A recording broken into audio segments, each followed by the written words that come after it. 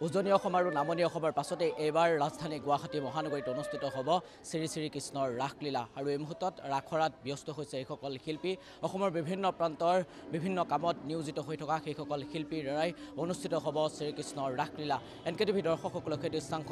দেখাব বিচাৰিছোঁ video' journalist Dipankar Sharma আছে দীপাংকৰ শৰ্মাই দেখাব এয়া ৰাসৰ আখৰাত ব্যস্ত হৈছে গুৱাহাটী মহানগৰীত বিভিন্ন প্ৰান্তত উজনিয়েই হওক বা নামনিয়েই হওক বিভিন্ন লোকসকল যিসকলে গুৱাহাটীত কৰ্মসূত্ৰে থাকে সেইসকলে এই নাটকত অভিনয় কৰিছে এয়া আমি পোনপটীয়াভাৱে দেখাব বিচাৰিছোঁ এয়া হৈছে শ্ৰীকৃষ্ণ ৰাসলীলা অনুষ্ঠিত হ'ব আৰু এয়া গুৱাহাটীৰ লাষ্ট গেটৰ যি নামঘৰ আছে সেই নামঘৰতেই অনুষ্ঠিত হ'ব এয়া আমি পোনপটীয়াভাৱে সেই দৃশ্যাংশ আমি এনকেটিভিৰ দৰ্শকসকলক দেখাব বিচাৰিছোঁ উজনি অসম আৰু নামনি অসমৰ পাছতেই এইবাৰ শ্ৰী শ্ৰীকৃষ্ণৰ ৰাসলীলা এইবাৰ অনুষ্ঠিত হ'ব গুৱাহাটী মহানগৰীত পঞ্চম বৰ্ষত ভৰি দিছে মই উদ্যোক্তাসকল আছে মই পুনতে ডক্টৰ দীপেন দাস ছাৰ আছে মই পুনতে তেখেতৰ কাষলৈ যাবলৈ চেষ্টা কৰিছোঁ পঞ্চম বৰ্ষত ভৰি দিছে যথেষ্ট প্ৰত্যাহ্বান তাৰ মাজতে গুৱাহাটীত ৰাস অনুষ্ঠিত কৰিছে উজনি অসম নামনি অসম বিভিন্ন কৰ্মসূত্ৰে ইয়াত যিসকল আছে সকলোক আপোনালোকে একেলগ কৰি লৈছে কি ক'ব প্ৰথমতে আমি পলমকৈ হ'লেও নৃগোষ্ঠীয় অধ্যয়ন গৱেষণা কেন্দ্ৰৰ হৈ আমি অসমবাসী ৰাইজক শাৰদীয় শুভেচ্ছা জ্ঞাপন কৰিছোঁ ইতিমধ্যে অসমৰ বিভিন্ন প্ৰান্তত উজনি অসম মধ্য অসম নামনি অসমৰ ৰাস উদযাপিত যদিও হৈ গৈছে কিছু অঞ্চল এতিয়াও চলি আছে আৰু আমি কিছু পলমকৈ আচলতে আমি বিগত বৰ্ষসমূহত খুব সোনকালে আয়োজন কৰিছিলোঁ কিন্তু এইবছৰ কিছু কাৰিকৰী অসুবিধাৰ বাবে আমাৰ কিছু পলম হৈছে হ'লেও আমি এই ধাৰাটো অক্ষুণ্ণ ৰাখিছোঁ এইবাৰ আমাৰ পঞ্চম বৰ্ষ হৈছে আৰু অসমৰ তিনিটা জোন তিনিটা অঞ্চল উজনি অসম মধ্য অসম নামনি অসমত ধাৰা বেলেগ বেলেগ মধ্য অসমত কেৱল পুৰুষে অভিনয় কৰে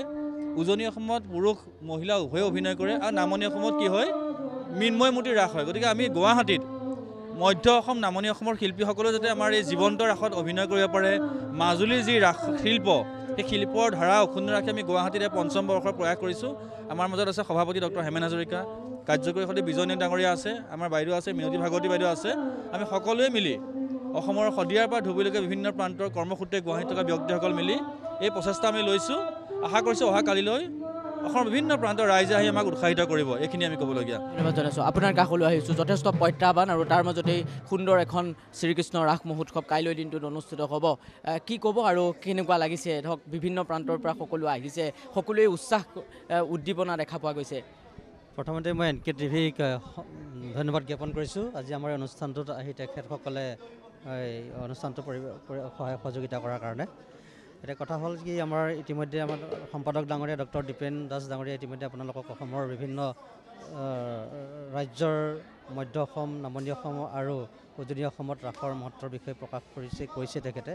গতিকে মই এই ক্ষেত্ৰত আমাৰ এই বছৰ যি ৰাসৰ মূল থিম য'ত আৰ্হি আমাৰ কৰা হৈছে যে জীৱন্ত ৰাসৰ আৰ্হি জীৱন্ত ৰাসৰ অসমত কেৱল মাজুলীতেই আৰম্ভ কৰা হয় আৰু মাজুলীত প্ৰতি বছৰে সেই ৰাস পূৰ্ণিমাৰ দিনা আয়োজন কৰি আছে 3 দিনীয়া কাৰ্যসূচীৰে আৰু সকলো অসমৰ প্ৰত্যেকজন ব্যক্তিৰ ৰাসে প্ৰৱজন হয় তাত চাবৰ কাৰণে ধন্যবাদ জনাইছোঁ আপোনাৰ কাষলৈ আহিছোঁ কিমানমান কলা কৌশলীক লৈ নাটকখন মঞ্চস্থ কৰা হ'ব প্ৰায় 50জনমান কলা কৌশলীয়ে আমাৰ এই নাটক মঞ্চস্থ কৰা হ'ব কাইলৈ সমূহ ৰাইজক আমি নিমন্ত্ৰণ জনাইছোঁ এটা কথা থাকি গৈছে ক'বলৈ আমাৰ সভাপতি মহোদয়ে কৈছে যদি মই সংযোগ কৰিছোঁ যে এইবাৰ আমাৰ ৰাসৰ এটা বিশেষ আকৰ্ষণ হৈছে যে অসমৰ সংবাদ মাধ্যমৰ কেইবাগৰাকী জ্যেষ্ঠ সাংবাদিকে আমাৰ বিভিন্ন চৰিত্ৰ ৰূপায়ণ কৰিছে জানি ভাল পাব আপোনালোকে যে কংসৰ চৰিত্ৰ ৰূপায়ণ কৰিছে অসম প্ৰতিদিন টাইমৰ জ্যেষ্ঠ সাংবাদিক দেৱপ্ৰতিমে কৰিছে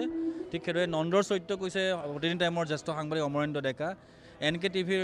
এগৰাকী সাংবাদিক আমাৰ ভাতৃপ্ৰতিম কল্পজিৎ শইকীয়া তেওঁ কালকেতুৰ চৰিত্ৰ কৰিছে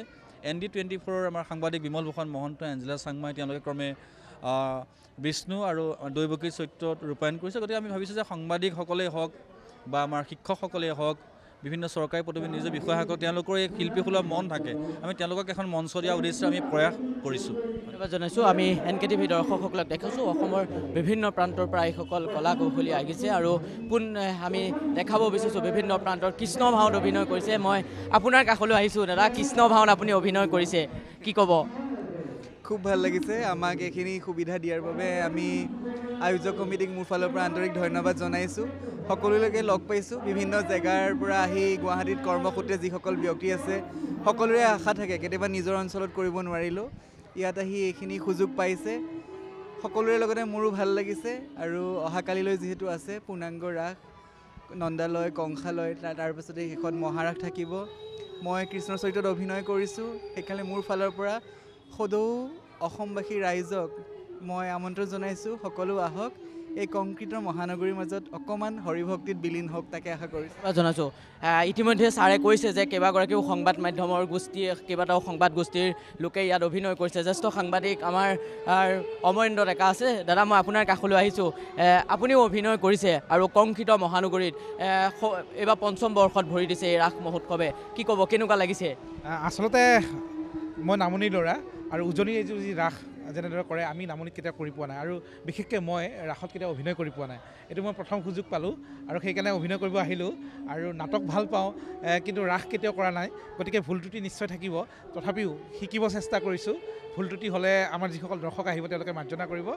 তাৰ আগতে মই আপোনালোক সকলোকে, আমাৰ দৰ্শকক আহ্বান জনাইছোঁ, আপোনালোকে আহক আমাৰ নামঘৰলৈ, আমাৰ ৰাসখনি উপভোগ কৰক। জনাইছোঁ, মই কৈছোঁৱেই যে বিভিন্ন প্ৰান্তৰ অসমৰ মধ্য অসম, উজনি অসম, নামনি অসম সকলো লোকেই বিভিন্ন প্ৰান্তৰ পৰা আজিৰ দিনটোত আহি উপস্থিত হৈছে আৰু এই মুহূৰ্তত বৰ আখৰা চলি আছে। মই আপোনাৰ কাষলৈ আহিছোঁ। কোন জিলাৰ পৰা আহিছে? হয়, মই লখিমপুৰ জিলাৰ পৰা আহিছোঁ। কি ভাওত অভিনয় কৰিছে আৰু কেনেকুৱা লাগিছে? হয়, মই যশোদাৰ ভাওত অভিনয় কৰিছোঁ। বহুত ভাল লাগিছে ইয়াতে কাম কৰি। প্ৰথম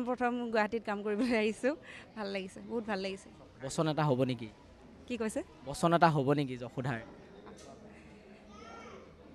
ঠিক আছে, কৰিছোঁ। কি ক'লে? মোৰ লগত এনেকৈ লাগি নল'ব দেই, আজি কিন্তু কথা বেয়া হৈ যাব। Thank you. ধন্যবাদ জনাইছোঁ। মই ইতিমধ্যে NKTV দৰ্শকসকলক অৱগত কৰিছোঁ যে অসমৰ বিভিন্ন প্ৰান্তৰ ইয়াত লোকৰ সমাগম ঘটিছে আৰু আজিৰ দিনটোত এনেধৰণে বৰ আখৰা চলা দেখা পোৱা গৈছে আৰু শনিবাৰৰ দিনটোতেই মঞ্চস্থ কৰা হ'ব নাট। সন্ধিয়া 6 বজাৰ লগে লগেই লাষ্ট গেটৰ যি নামঘৰ আছে সেই নামঘৰত সকলোৱে উপভোগ কৰিব আৰু আমিও NKTV দৰ্শকসকলক সেই দৃশ্যাংশ দেখাবলৈ চেষ্টা কৰিম।